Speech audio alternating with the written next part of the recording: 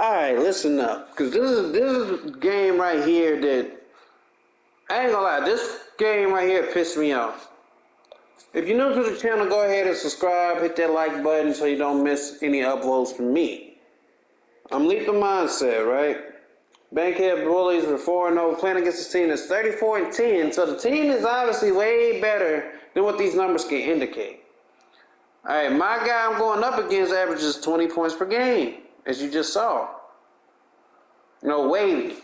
Don't know who he is or anything. I'm pretty sure he's on TikTok. I ain't listening to these numbers. Those numbers are not accurate. The man averages 20 points per game. In this particular game, this is the game where we need to seriously stop forcing people to play one-on-one. If you're on defense at any point in time, you are an active defender. Meaning, like, you should always be looking and anticipating the next thing that the offense is going to do.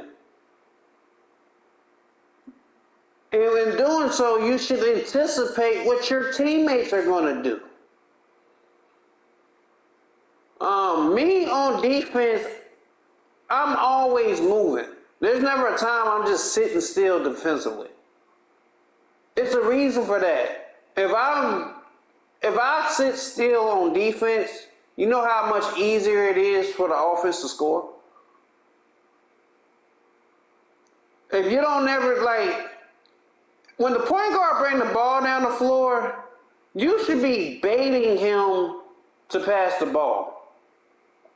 You want somebody else to take over the playmaking duties other than the team's primary decision maker. It took me this game to it didn't take me this game. This is actually an improved version of me in playing against competition. And I think the results kind of show that, because where I used to make certain mistakes, I have improved upon, thus far, I'm able to play a better game. So disclaimer, before we get into it, I apologize to my team for this game. I apologize to y'all. The other two games I played, I at least had boost. This game, we said it was going to be the last game. The other two games were blowouts. So I was just whatever, we're probably going to get another sorry team, which is my fault. Alright, I don't know what y'all personal opinion is, but I'm trying to tell you, this team was good. I don't know what y'all personal opinions were. It ain't the greatest team alive or nothing like that, but this team was really good. And I know at some point Reggie said the point guard wasn't good enough, but bruh, that point guard is definitely good enough. He's that good of a player. But what I mean by that is, I did not have on my team badges for none of the games we played this day, which is my fault. So a lot of places where I would be very good at, I would kind of lack that. I have my 1v1 badges on, which means I don't have anything team related to help you guys. No dimer. I don't have interceptor, which is very big when playing against any team. Like, I don't have interceptor. So that's why a lot of times, even though I'm in the right position, I wasn't coming up with the steal because I don't have the badge. You see right there where he just passes it through me? And I'm not able to contest and do the things I normally would because I had 1v1 badges on. And even more so with that, I got 1v1 badges, but I do not like playing one-on-one defense in any team setting. When me and Reggie play twos and the point guard's cooking me, I tell Reggie straight up, hey, yeah, he's cooking me, but that's because I'm playing 2-on-2. I'm not playing 1-on-1. All right? If I go against a really good 1-on-1 player, right, and he's cooking me, I never trip off of it because I'm by myself. I'm not relying on nobody for help or anything like that. So if he beat me, he beat me. For the most part, I win most of my 1v1 games. If you don't believe me, There's plenty of videos out there. All right, of me playing one-on-one. Like, I win most of my games. I have an 85 win percentage. I win most of the time I'm playing those shits. But when it comes to the team game, I transition myself into playing team basketball, which means if I'm playing 2-on-2, then I'm playing 2-on-2. This is not 1v1 with a man standing in the corner. No, I'm playing 2-on-2. I'm forcing him to my help. I expect my help to pick him up if he beats me, and I expect him to trust me to get out to his man. So if I'm playing 5-on-5, and this guy is that good, which he's that good, every time he do something, he should be baited or he should get hit. Straight up. Our defense is designed to allow people to go to the rim. Right? The reason why we play 5 out on offense is because it takes the rim protector away from the rim. Most teams try to play like 2-3 or something like that. And what ends up happening is you put a center out there to try to guard a point guard. Because we're in 5 out. He can't just leave somebody wide open.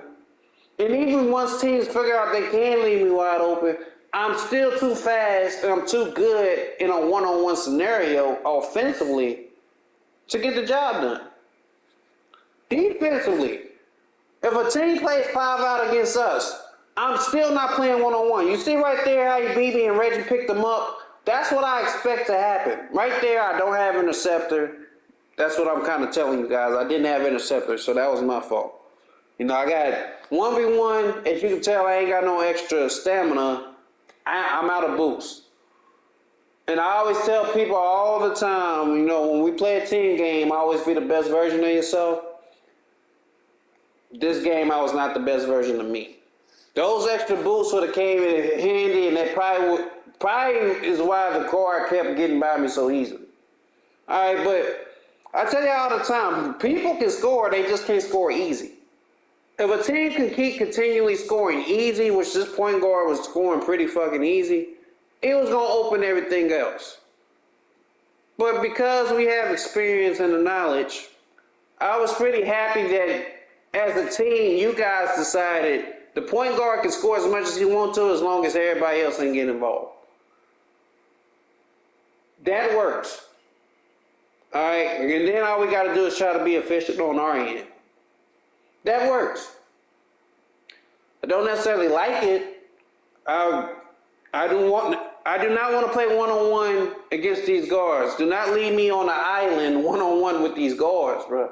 Just because I lock up majority of them, there are going to be some ones that I really, like, bro, I can't guard those guys. It's going to happen. As great as I am at 2K, and I am the greatest, it doesn't mean that I can't be beaten. 2K will purposely make sure you don't have 100 win percentage. You can have 100% win percentage and 2K will boot you offline out of a game and give you the loss for it. So nobody's ever going to be 100%. But I mean, like, all you can do is give your best effort and live with the result. This team could have been way more annoying if the point guard could have got his teammates going. When we played against the team in Dooms, their point guard got their team going because Dooms went off. They were all active defensively. They had some little Westbrook-like nigga that was their lockdown. He went off, knocked down a couple of logo threes and shit. Like, that point guard was able to get his team into it. And even though he didn't have a huge scoring output, he put them all in position to win. This game right here kind of reminds me of the time we was playing in the league. It was 2K20. And we was playing against this guy that was averaging like damn near 40 points in the league. He was averaging damn near 40 points per game. And we played them and got blown out by these guys. And then we played them again. We were getting blown out, but we came all the way back and won the game.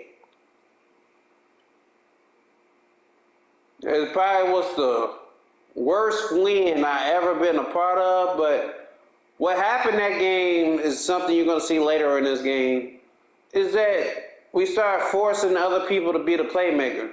We didn't let that guy beat us. Right? And that's essentially what this game came down to. As long as we can continually make shots and not turn the ball over, this works. But I don't want to depend on that. I want to depend on solid defense and everybody rotating the way they're supposed to. Because to be honest with you, if we had not have scored or they could have forced a couple more stops and got the lead and had all that momentum, we probably don't win this game. Straight up, probably don't win it. As you see, I don't like getting beat with the same move. Alright? So consequently, I play defense in a way that does not allow me to get beat with the same move. On defense, I'm always going to force the offensive player to do what I want him to do. It's just a matter of us as a team or rereading what I'm reading. So on defense, I'm always trying to force him to the middle. I expect somebody from somewhere to come pick up this damn point guard. Every time he get by me, I expect somebody. If I'm in front of him, I'm in front of him. Nobody needs to do anything. But if I get beat, I expect somebody to help. It's like you seeing your best friend getting jumped, and you just standing there doing nothing. You just allow him to keep getting jumped. That's how I felt. Like, I'm sitting here getting my ass beat by this damn point guard, and y'all wasn't doing nothing to help. Y'all just kept letting him beat my ass. And I get it. At least we wasn't giving up threes, but like, did y'all know? Look at the score right now. All right, we're up 18 points, 46-28. We're up 18 points. By the end of the third quarter, in the beginning of the fourth quarter, watch what the score be. He kept beating us with the same move. All right, so if I'm doing the same thing defensively, it's for a reason. It's like I'm never going to just sit there and keep getting beat with the same thing. If I'm doing the same thing defensively, that means I'm doing what I'm supposed to do, and I'm expecting somebody else to do something different. Like, he comes down, he goes behind the back. No matter what he does, I'm forcing him to the middle. That's how I'm guarding him. So I'm sending him towards montage. You know? Right there, I don't know where since he was going, but okay. I don't mind you getting kind of beat on the back door, but you didn't reach, and then you didn't contest the shot. So that's just bad defense. For us, you know, I'm just trying to keep it afloat. Because like I said, once we start missing shots, and once, you know, that became a thing, now he kept scoring so easy, he's able to get his team involved. As he gets his team involved, the score starts to go down. As the score goes down, I mean, the less confidence we get. Towards the end of this game, just to make sure that we can keep some type of consistent offense, because what tends to happen when we start losing and can't get nothing going, we miss the basic principle of our entire offense. Right there, I just had a possession where I had the little guy in the paint. Great move by Nation to get open, but the principle of our offense is to play I call ace, which is why you guys need to go over this stuff. That's why the videos are up there. And if you're not going to watch the videos, well, I can't help you. There's nothing I can do. But the principle of ace, pass the ball, cut down the middle on the little guy. That's the whole principle of our offense. As long as we do that, we should always consistently be able to score. As long as you throw the pass on time, on target, just like that, As long as we can do that, we'll always have offense.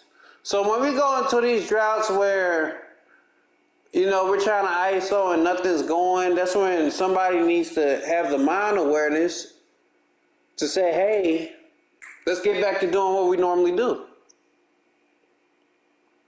Because like I said, all of a sudden that 18-point lead just cut down to 11. Now look at us. We kind of scrambling for offense. Spacing is bad. No confidence shooting. Team is getting out, getting on the break. This one player, who, like I keep telling y'all, the one player, Reggie said wasn't good enough, all of a sudden just cut the lead down to 9. They down in the single digits by the end of the third quarter. And so right now I'm trying to get spacing, and this is where the principle of our offense, whoever had the little guy on them, that's who should have cut in that situation. But when you get multiple people cutting at the same time, bad spacing, look, everybody in the same spot, you're going to get a bad result. So we get there, they get back the ball. He's able to find a dot. If the guy was smart, he would have just went back up. But they're smart enough to reset their offense. And he knows at this point in time, he can score whenever he wants to. Doesn't really matter who guards him. He knows he can score whenever he wants to. So right here, this is what I mean. If we do this more, get back to the principle of our offense. What I do, get the ball to Reggie. Reggie saw a wide open 3, he took it. If not, I was cutting down the middle, and I should have had it easy too. As long as we keep that principle up, we don't have to worry about getting stagnant offensively. And as long as we don't get beat by the same thing, we will do good defensively. So you see I drove baseline because I'm trying to get, I actually was expecting a different animation area, but I drove baseline just to get the 5-out look. Alright, I thought I had a good opportunity, and this is a good miss. That's why we all back to playing half-court defense. So right here, since he's doing a great job of helping me, he's not just sitting still, but God's good, man. What hurts about giving up so many layups, like so many easy layups, is eventually I'm going to play to take away the layup, and that's when they're going to start knocking down some open threes if they can create the space. So here it is again, trying to take somebody, ain't nothing there. That's the end of the third quarter. But by the fourth quarter, like, it's a 7-point ball game.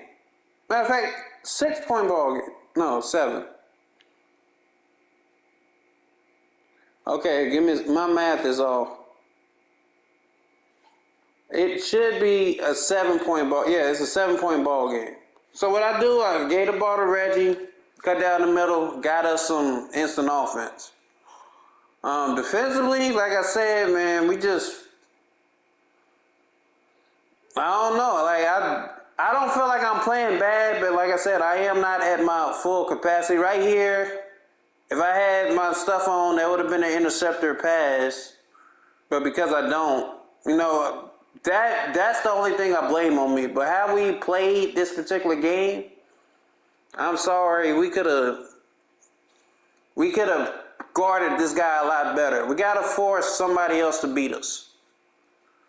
All right, because like I tell y'all, if that man drops 30 and 10, we lost the game. The only thing we didn't give up is the 10 assists.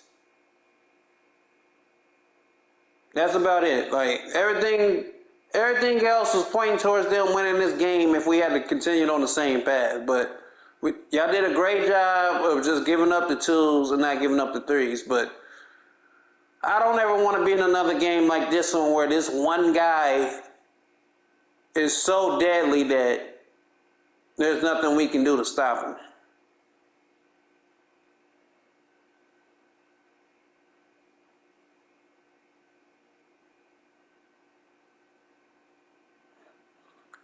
So, with that being said, right here, this is a very tough bucket by me. But with that being said, man, this is a great learning experience game. Like I said, this team was 31 and 10. So they got 3 times more wins than they do losses. Their point guard was really good.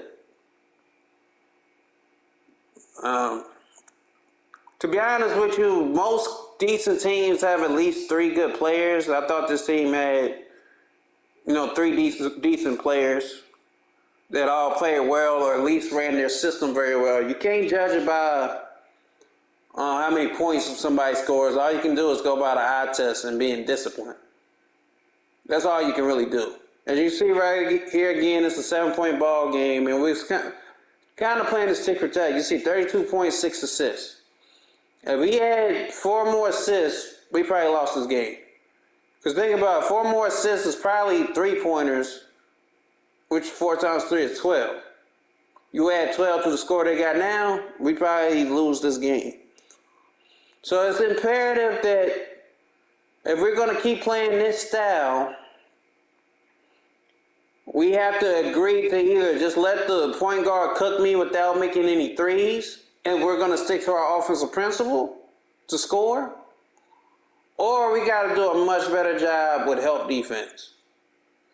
I mean, I don't ask for help defense often, but dude, I never really get scored on like this. Granted, I do believe it's because I don't have my boost on, but that doesn't matter. I pride myself on that end of the floor. You see how much help I'm giving? And that dude is just good, man. That's all I can say. That dude is just good. But great job towards the end, sticking to our offensive principle. Overall defense wasn't too bad. To be honest with y'all, I'm just really upset the dude cooked me the way he did.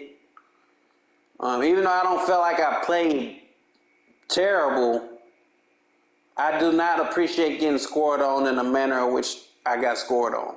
So I'm upset by that. But like I said, anyway, this was a good learning experience. We kind of know what to expect if the point guard does start going off. And like I said, against the 4-1 pick and roll, we're mainly going to be okay because me and RDH Hawk play the pick and roll extremely well. But when another team can go 5 out, y'all see how much problem we give teams when we go 5 out. Right, where we're putting up 80 points per game. You see how much trouble we give teams. So if we go against another team that's doing 5 out, guess what? That point guard is good enough. If he ain't, that's on him. But you think I completely double teamed since he should have had the steal right there. Great help by RDH Hawk, and we rotating as a team now. Because what we did was we forced somebody else to make a play.